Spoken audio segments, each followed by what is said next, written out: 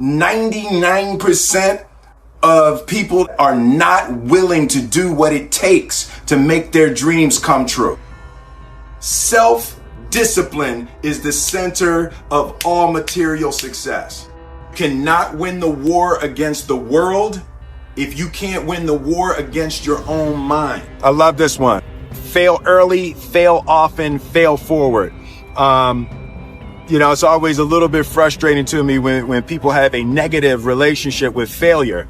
Failure is a massive part of being able to be successful. You have to get comfortable with failure. You have to actually seek failure. Failure is where all of the lessons are. When you go to the gym and you work out, you're actually seeking failure. You want to take your muscles to the point where you get to failure, because that's where the adaptation is. That's where growth is. Successful people fail a lot. They fail a whole lot more than they succeed, but they extract the lessons from the failure, and they use that, the energy, and they use the wisdom to come around to the next phase of success. You gotta take a shot. You have to live at the edge of your capabilities.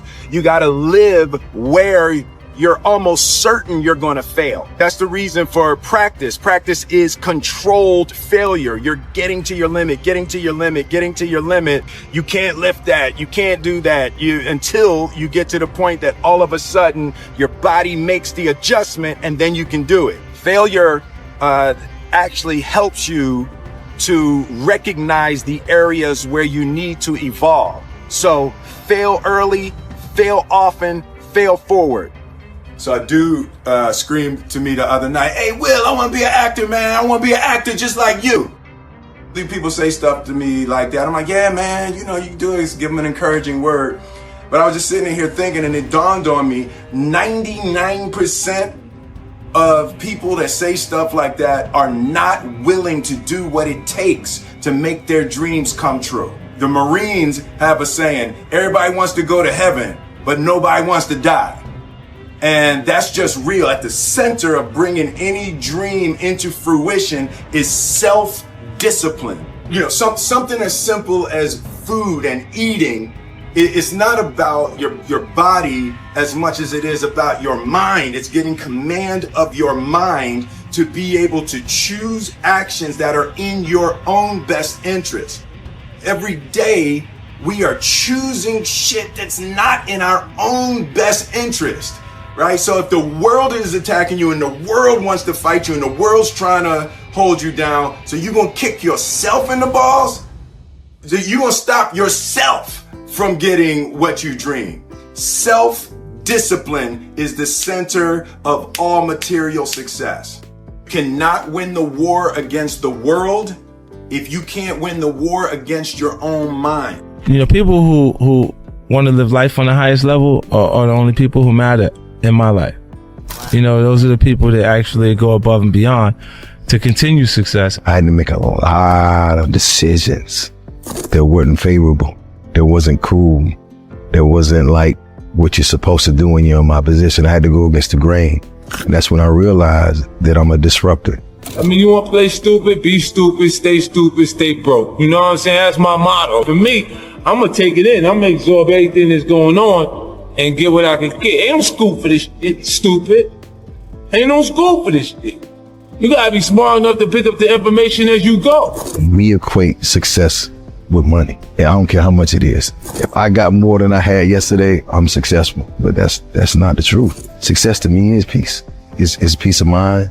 Being able to get up every day and live your life to the fullest with making memories, doing things that you love to do, without, having to be told what to do, because you earn that and you put yourself in a position where you're able to go do something that you actually love, and it has purpose for you. Niggas always act like they don't understand what's going on. I be telling niggas straight up, I give them the game, man. It's a gift. Here you go, baby. And you know what they do? They look at me like I'm trying to pull a fast one on them. You know what I'm saying? Like, I'm gonna get to you right after I used it. I was crazy enough to believe what the fuck I was saying gonna happen was gonna happen. And that's why I was persistent enough and consistent enough to exist now. When you're coming up in the environment that I grew up in, if you progressing too fast, it can become dangerous because of the envy or jealousy connected to it. They can make your home appear to be the bank that they're going to make the withdrawal out of. I'm the guy who walked out on the streets and showed all these kids in this generation coming up that you can be from where I'm from. I'm gonna leave the back door open for you. You just got to get in there. Newsflash. I'll never sell 13 million records again. Never sell 10 million records again. No, I don't think anybody's gonna do it. It's a different It's a different business. It's a different thing, and I'm cool with that. I'm making music because I love it, and it's why I'm here. So when you meet someone for the first time, you can appreciate them in a different way than after you've assessed them and you feel like you know exactly who they are. But that cloud is actually created by the artist community themselves, because they go, yeah, it's cool, but if you keep winning, how the hell I'm gonna have my shot at winning? Oh, fool, you done made enough money. You know, like they get that thing there, but they don't realize that you going, I just want to win so I can feel like I felt when it happened the first time. There's nothing that can actually compare to when it's right. What it feels like when it's right. The music is just dead right, and it's like that energy that's there. It's a special kind of high that you get addicted to, and you'll chase it for the rest of your actual career. When you feel that feeling, whether it's your first album, second album, third album, just a single, because a lot of artists have a career long enough for one song, you know, but when you feel what that feeling is, you ain't gonna replace it. If you're smart enough to know what you're experiencing, you're gonna know that that's not you're gonna continuously be chasing that feeling, to feel like that again. That's really all that matters. When you achieve a certain level of success, you'll start to evaluate what your legacy is gonna be. And the people who help people resonate the strongest. Those people are who we appreciate in their absence even more than we did in their presence. No matter how much you feel like you're prepared for something, it never happens on your time, like when you think you're ready, like it's supposed to happen. It always happens when it's supposed to happen. Because the period that you feel ready and people are not acknowledging the material the way you feel like they should because it's good, is the time that you actually develop skin thick enough to survive when it does work. You run into that same energy later after you've had success. Because as a new artist, you get people that hear it, but they don't know that it has a value to it. They listen to it and they go, yeah, it's cool, yeah. Because they don't see you the way they see the guy that everyone's embracing at the moment. And I don't think artists should make adjustments. I think they should stay in that pocket that they're in, and when they have a moment, it really explodes because it's different. But a lot of us are in the circumstances when it's starting where there ain't no plan B. Gotta work.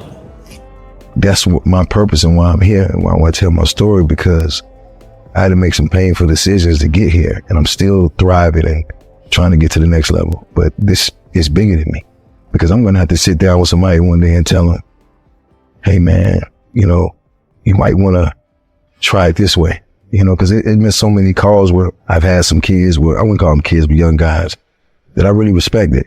And I would go talk to them about certain things. And they'd be like, yeah, I can see that. And then next week they're gone. Thing is, you have to package it right. Mm-hmm. You feel what I'm saying? Because if I'm coming to you and I'm looking clean and buttoned up, I don't look like one of you, because you know how I used to look. You know how I used to be. You know what used to be around me. You know, you respected what was around me because you felt like I was leading men that you respect. Now that that's no longer around, you kind of second guess what I'm saying, because that ain't the ideal you got for yourself, right? Until you start to get in that place where you start to get things that you actually really care about. Kids, wife, family, career. Because now you have to start making those, and the thing is, you have to evolve. If you don't evolve, even in the streets, I knew that going in, it's just like, I'm not staying here. I just need this to be, you know, the vessel, because music is my talent, which I stumbled on, but business has always been my passion. And that's what I strive for. So I was never caught up in the stigma of the streets. Like I understood it, but I understood what it was too. You know what I mean? So I'm like, I can't come from the streets and walk straight into the boardroom. Wow. So how do I get there? And then I started to map out this plan. The plan was to go from where I was, to figure some things out, to establish myself, establish my credibility. And starting to get into this music. I started as a CEO at first. I spent a lot of money. That didn't work. My artists went to jail. One of them got killed. And now I'm stuck with all the studio equipment. I'm like, I got to do it myself. It takes me 10 years to build it. Boom, now I'm a success. But then I got all these bad things that are coming with me because now nobody ever cut the water off. I got to start transitioning that. But this is the thing. They don't understand. I already got a vision. I'm already going where I'm going. So as you start to get closer to where you're going, people start to fall back and they're like, I don't really like what he's doing anymore. I think the sad part about it is, you know, everybody's supposed to have their own vision. And my vision and your vision is supposed to align so we can get to where we're going together. Whatever I can do to help you and whatever you can do to help me, that's when the visions align. And as you get more comfortable with getting what you get, then you get this mindset of, I'm glad it ain't me. So you hear about somebody getting murdered, I'm glad it ain't me. You hear about somebody going to prison, I'm glad it ain't me. But the whole time you rolling the dice. And throughout the streets taught me about integrity, right? And that's like the big one to me, because it's almost like, if you ain't a man of your word, you're not a man. You know what I'm saying? And it's like, you want to keep your word when you play with people that are just as dangerous as you are. Only thing that I can see, and you can never really look at yourself, the only thing that I see that is distinctly different about me is I'm not afraid to die on a treadmill, right? I will run. You would not be outworked. I will not be outworked, Right. period. You know, you might have more talent than me. You might be smarter than me. You might be sexier than me. You might be all of those things. You got it on me in 9 categories. But if we get on the treadmill together, right? There's 2 things. You're getting off first, or I'm going to die. It's really that simple, right? So let's go back to the question about what if people block me out. There's going to be 2 options. Yeah. I'm going to get back in, or I'm going to be dead, right? It's like, you're not going to outwork me. It's such a simple, basic concept. It's the guy who is willing to hustle the most is going to be the guy that just gets that loose ball. You know, he got 2.